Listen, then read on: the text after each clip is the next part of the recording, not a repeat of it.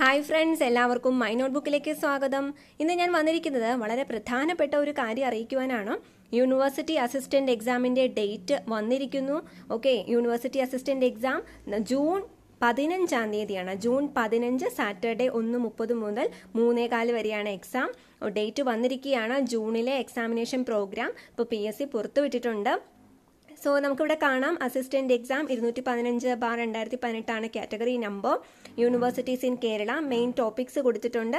Quantitative aptitude, mental ability and reasoning, general science, current affairs, facts on India, facts on Kerala, constitution of India and civil rights, general English, regional language, IT and cyber laws, ഇത്രയും കൊടുത്തിരിക്കുകയാണ്. അതുപോലെ admission ticket അത് confirmation എന്ന് പറയുന്നത് 23-ാം തീയതി മുതൽ, March 23-ാം തീയതി മുതൽ കൺഫർമേഷൻ കൊടുക്കാം. ഏപ്രിൽ 11-ാം തീയതി വരെ കൺഫർമേഷൻ കൊടുക്കാൻ സാധിക്കുകയുള്ളൂ. അതുകൊണ്ട് എല്ലാവരും സമയം വൈകിക്കാതെ സമയത്ത് തന്നെ കൺഫർമേഷൻ കൊടുക്കുക. കൺഫർമേഷൻ സമയത്തിനുള്ളിൽ കൊടുക്കാൻ സാധിക്കാത്തവർക്ക് അഡ്മിറ്റ് കാർഡ് വരുന്നതല്ല, അവർക്ക് എക്സാം എഴുതാൻ സാധിക്കില്ല. ഓക്കെ.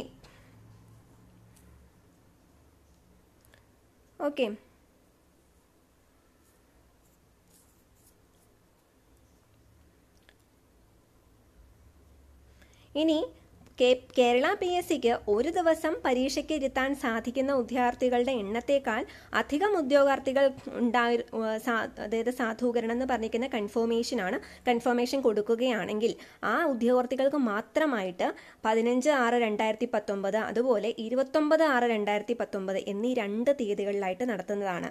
ഇങ്ങനെ 2 രീതികളിലായിട്ട് നടത്തുകയാണെങ്കിൽ പരീക്ഷകൾ സംബന്ധിച്ച വിശദ വിവരം 12-ാം തീയതി, ഏപ്രിൽ 12-ാം തീയതിയാണ് KPSC പ്രസിദ്ധീകരിക്കുന്നതാണെന്ന്. അപ്പോൾ ഒരുപാട് ആപ്ലിക്കൻസ് ഉള്ളത് കൊണ്ട് എന്താണ് പറയുന്നത്, കൺഫർമേഷൻ കൂടുതലാണെങ്കിൽ 2 ദിവസമായിട്ടായിരിക്കും എക്സാം നടത്തുന്നത്. ഓക്കെ.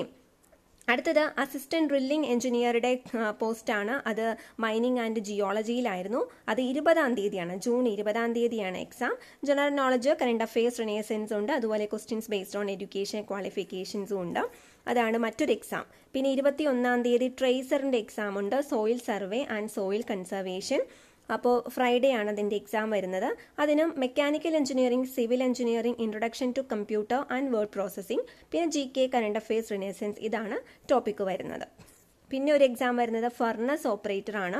അത് 25-ാം തീയതിയാണ് ഫർണസ് ഓപ്പറേറ്ററുടെ എക്സാം വരുന്നത്. Kerala municipal common സർവീസിലാണ്.